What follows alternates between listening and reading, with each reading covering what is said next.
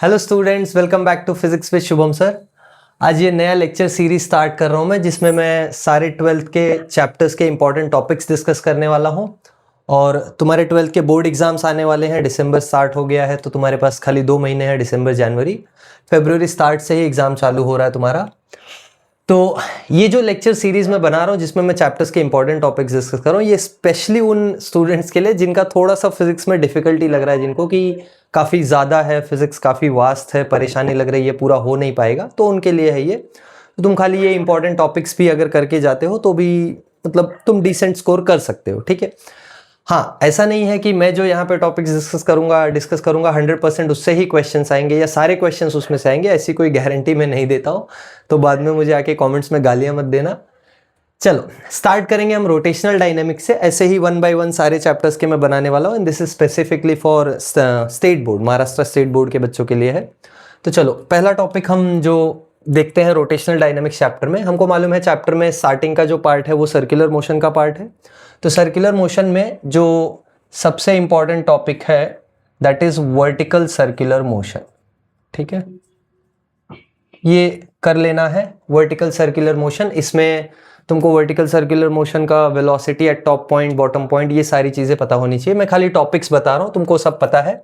Also पूरा lecture series जो है वो मैं इस वीडियो के डिस्क्रिप्शन में अटैच कर दूंगा, तो तुम जाके सारे लेक्चर्स भी देख सकते हो, अपलोड किए हुए हैं यूट्यूब पे, मतलब मेरे ही चैनल पे, या दूसरे किसी का भी देख सकते हो, या किसी टीचर से भी पढ़ सकते हो, कोई प्रॉब्लम नहीं है। आगे बढ़ेंगे। रोटेशनल डायनेमिक्स जब हम स्टार्ट, मतलब रोटेशनल मोशन जब स्टार्ट होता है तो सबसे इंपॉर्टेंट टॉपिक होता है moment of inertia. Moment of inertia अच्छे से करके जाना है। मोमेंट ऑफ इनर्शिया के लिए तुमको एक्सप्रेशन, फॉर्मूला, एसआई यूनिट, ये सारी चीजें मैं यहाँ पे लिख दे रहा हूँ। मोमेंट ऑफ इनर्शिया का डेफिनेशन, एसआई यूनिट, है ना, डायमेंशंस, ये सारी चीजें तुमको कभी कभी 2 मार्क के लिए क्वेश्चन आ जाता है कि define moment of inertia, define its SI unit and dimensions. Okay, next we have after moment of inertia. Moment of inertia के टर्म्स में काफी सारे क्वांटिटीज होते हैं अपने को इस चैप्टर में, रोटेशनल डायनामिक्स में। सो एक एक करके मैं क्वांटिटीज बता देता हूं जिनका तुमको डेरिवेशंस देखना होता है। जिससे सबसे इंपॉर्टेंट डेरिवेशन जो होता है वो होता है काइनेटिक एनर्जी का, kinetic energy of rotating body. ये डेरिवेशन काफी इंपॉर्टेंट होता है और बार बार पूछता भी है। और इसके साथ में एक और है एंगुलर मोमेंटम। एंगुलर मोमेंटम का भी डेरिवेशन, फॉर्मूला और प्रिंसिपल ऑफ कंजर्वेशन। तो एंगुलर मोमेंटम में सब कुछ पढ़ना है तुमको, मैं यहाँ पे लिख दे रहा हूँ, एंगुलर मोमेंटम का सब कुछ पढ़ना है। ऐसे नहीं कि एंगुलर मोमेंटम को बोला तो एंगुलर मोमेंटम का नाम याद करके चले गए कि एंगुलर मोमेंटम, बस अभी जो होगा देखा जाएगा। सब कुछ पढ़ के जाना है एंगुलर मोमेंटम में। सब कुछ में मैं थोड़ा ब्रीफ कर दे रहा हूँ क्या क्या पढ़ना है तुमको। एंगुलर मोमेंटम का कंजर्वेशन का प्रिंसिपल पढ़ना होता है और कुछ एग्जांपल्स पढ़ने होते हैं जो तुमको बताते हैं कि एंगुलर मोमेंटम कंजर्व रहता है किसी रोटेटिंग बॉडी में, ठीक है। इसके बाद 2 थियरम है इस चैप्टर में, काफ़ी इंपॉर्टेंट बोला जाता है पर मेरे हिसाब से इतना इंपॉर्टेंट है नहीं, क्योंकि मैं पिछले 3-4 साल से जो बोर्ड्स के पेपर्स चेक कर रहा हूँ तो उसमें मुझे कभी इस पे क्वेश्चन दिखता नहीं है, तो एज सच इतना इंपॉर्टेंट लगता नहीं है। बट अगर तुमको अगर लग रहा है तो पैरेलल एक्सिस और परपेंडिकुलर एक्सिस थ्योरम तुम कर सकते हो, बट मेरे हिसाब से इतना ज़्यादा इंपॉर्टेंस नहीं है उसका। बट हाँ, तुमको मोस्ट ऑफ द लोग बोलेंगे, क्योंकि ये 4-5 साल पहले तक काफ़ी पूछा जाता था, काफ़ी ये रहता था, पॉपुलर रहता था पूछने के लिए। Okay, next what we have in the chapter is, इसके बाद रोटेशनल मोशन से रिलेटेड क्वांटिटीज जो है, काइनेटिक एनर्जी हो गया, एंगुलर मोमेंटम हो गया, हाँ, और एक quantity torque of a rotating body. Rotating body का जो टॉर्क होता है उस पे भी एक्सप्रेशन तुमको डिराइव करने के लिए पूछता है, tau equals to I alpha. अच्छा, तुमको पता ना हो तो मैं यहाँ पे लिखते जा रहा हूँ, L equals to I omega वाला एक्सप्रेशन। काइनेटिक एनर्जी होता है हाफ आई ओमेगा स्क्वायर वाला एक्सप्रेशन, ठीक है। तो ये कुछ एक्सप्रेशंस है जिनके डेरिवेशंस इंपॉर्टेंट है। ये क्वांटिटी के डेफिनेशन एसआई यूनिट, और वर्टिकल सर्कुलर मोशन में वेलोसिटीज जो हैं, जैसे velocity at top, velocity at bottom, है ना, देन वेलोसिटी एट हॉरिजॉन्टल, ये तीनों, और टेंशन का भी इंपॉर्टेंट एक्सप्रेशन पूछता है, ठीक है। इसके बाद लास्टली थोड़े न्यूमेरिकल्स करके जाने हैं। न्यूमेरिकल्स में मैं बता दे रहा हूं कौन से न्यूमेरिकल्स करने हैं, मतलब किसके न्यूमेरिकल्स करने हैं। तो एक तुमको मैं बहुत इंपॉर्टेंट इन्फॉर्मेशन बता रहा हूँ, जिन बच्चों को नहीं पता है ये और थोड़ा परेशान होते हैं कि न्यूमेरिकल्स कहाँ से आएंगे, कुछ अलग आ जाएगा, तो ऐसा कुछ नहीं है। Numericals, remember this important note, मैं इस चैप्टर में बता रहा हूँ, ये हर चैप्टर में अप्लाई होता है।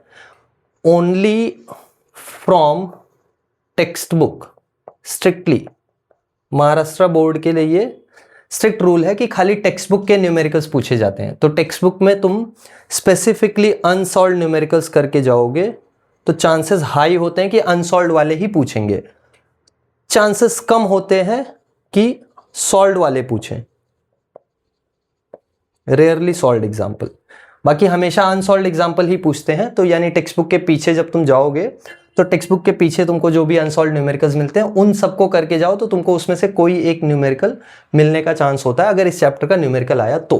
ठीक है, न्यूमेरिकल्स में तुमने देखा ही है ऑलरेडी, हमने जो जो टॉपिक्स डिस्कस किए हैं इनके न्यूमेरिकल्स करो। स्पेसिफिकली टॉर्क और एंगुलर मोमेंटम वाला जो न्यूमेरिकल्स होता है उस पर कर लेना, और तुमको इक्वेशंस ऑफ रोटेशनल मोशन इस पे न्यूमेरिकल्स हैं वो कर लो। जैसे तुमको इक्वेशंस पता हो अगर, ये लास्ट चीज़ है जो तुमको करना है इस चैप्टर से।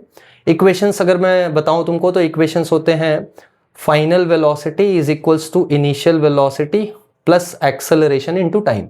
तो ज़रा ध्यान से देखो, ये एंगुलर वेलोसिटी है तो एंगुलर वेलोसिटी के टर्म्स में तुम्हारा काइनेमेटिकल इक्वेशन है। वैसे ही angular displacement is equals to initial velocity into time plus half times acceleration into time square. जिसको समझ में आ रहा होगा ये देखो, v is equals to u plus a t है, ये s is equals to u t plus half a t square है। तो तीसरा तुमको समझ में आ रहा होगा, omega square is equals to omega naught square plus 2 alpha into theta. तो ये तीन जो इक्वेशंस हैं इनके बेसिस पे तुमको अनसॉल्व्ड न्यूमेरिकल्स भी हैं टेक्स्ट बुक पे, तो उसको प्रैक्टिस कर लेना। हाई चांसेस होते हैं कि उसमें से आए क्वेश्चंस, या फिर इन जनरल जो ये सारे फॉर्मूलाज हैं इनमें से भी कोई एक क्वेश्चन। ठीक है, तो न्यूमेरिकल्स टेक्स्ट बुक वाले करना है specifically equations of rotational motion, और मैं यहाँ पे लिख भी दे रहा हूँ kinetic energy and angular momentum. I hope इतना क्लियर हो गया होगा तुमको। तो स्ट्रिक्टली इन्हीं टॉपिक्स में से तुमको प्रिपेयर करके जाना है। अब इसमें तुमको लग रहा होगा कि सारा चैप्टर ही बता दिया है सर ने, नहीं ऐसा नहीं है, सारा चैप्टर नहीं बताया है, काफ़ी चीज़ें नहीं बोली हैं। जैसे फॉर एग्जांपल स्टार्टिंग के कुछ टॉपिक्स छोड़े हैं मैंने जिन पे क्वेश्चंस इतने नहीं आते हैं। Parallel axis perpendicular axis theorem छोड़ा है जो अभी रिसेंटली 3-4 साल में नहीं पूछ रहे हैं, और बची बात थोड़ी सी रोलिंग मोशन। तो रोलिंग मोशन मैंने पूरा ही छोड़ दिया है, तो रोलिंग मोशन तुम रिस्क लेके जा सकते हो। मैंने फिर से एक बार पहले भी बोला है, ये उन बच्चों के लिए है जिनको थोड़ा फिजिक्स डिफिकल्ट लग रहा है या बहुत ज़्यादा लग रहा है। ध्यान रखना, ये उन बच्चों के लिए नहीं उन बच्चों के लिए नहीं है जिनका फिजिक्स हुआ है, जिनको फिजिक्स आ रहा है। अगर तुमको फिजिक्स समझ में आ रहा है, तुम्हारा फिजिक्स अच्छे से गया है, तो मैं सजेस्ट करूंगा तुम पूरा प्रिपेयर करके जाओ, क्योंकि एग्जाम में जो क्वेश्चंस होते हैं वो कंसेप्ट बेस्ड ज़्यादा होते हैं, रटे रटाए कम होते हैं। तो इनको भी जब मैं करने को बोल रहा हूँ तो तुमको इनको समझ के करने को बोल रहा हूँ, ऐसे नहीं कि खाली बाय हार्ट कर लिया और आ गया, ऐसा नहीं। थोड़ा कंसेप्ट बेस्ड पेपर बनता है, तो थोड़ा ध्यान देना उस पर भी। तो आई होप तुमको समझ में आया होगा, क्लियर हुआ होगा क्या क्या टॉपिक्स हैं, क्या न्यूमेरिकल्स हैं, क्या डेफिनेशंस है तुमको करने के लिए इस पर्टिकुलर चैप्टर रोटेशनल डायनेमिक्स से। I'll see you in the next video with the second chapter mechanical properties. उसके भी इंपॉर्टेंट टॉपिक्स मैं नेक्स्ट लेक्चर में बताऊंगा, एंड ऐसे करते हुए सारे चैप्टर्स के ही इंपॉर्टेंट टॉपिक्स में कवर करने वाला हूँ। अच्छा, और एक बात, इस चैप्टर के सारे लेक्चर्स के वीडियोस तुमको डिस्क्रिप्शन में मिल जाएंगे। अगर तुमको नोट्स चाहिए तो मुझे कॉमेंट कर देना, मैं मोस्ट प्रोबेबली नोट्स भी अटैच कर देता हूँ। जितने भी वीडियोस हैं उसमें तुमको मिलेंगे ही। So I will see you all in the next video. Bye everyone, have a good day.